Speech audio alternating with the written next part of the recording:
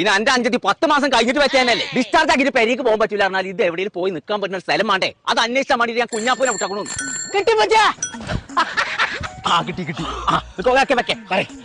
ഉസ്മാൻഖാന്റെ തോറ്റിന് പൈക്കളില്ല, അവിടെ സെറ്റാക്കാം. യൂസ്ഫാക്കല്ലേ, യൂസ്ഫാക്കാന്റെ പെരന്റെ മേലെ കോഴി ഫാം ഉണ്ട്. കുഞ്ഞാപ്പൂന്റെ ചീറി അടിച്ചാൻ പൊട്ടിച്ചിട്ട് ഇല്ലാതെ അളക്കണ്ടത്. നിങ്ങൾക്ക് അറിയാത്തൊരു സ്ഥലത്ത് കൊണ്ടാക്കിയാ പോലെ.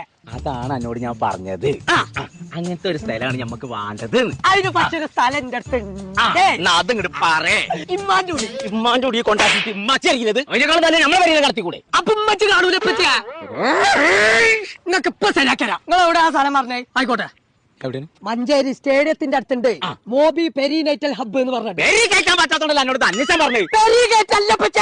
പെരിനൈറ്റൽ ഹബ്ബ് പുന്നാരപ്പിച്ച് ഓരവിടെ കൊണ്ടാക്കി കഴിഞ്ഞാൽ എല്ലാ കാര്യങ്ങളും ഓര് നോക്കേ. അൽഹംദുലില്ലാ, ഇപ്പഴാണ് മനസ്സിന് സമാധാനമായി. ഇപ്പഴാണ് അന്നൊരു കാര്യം ഏൽപ്പിച്ചിട്ട് ഉഷാറാക്കിയത്.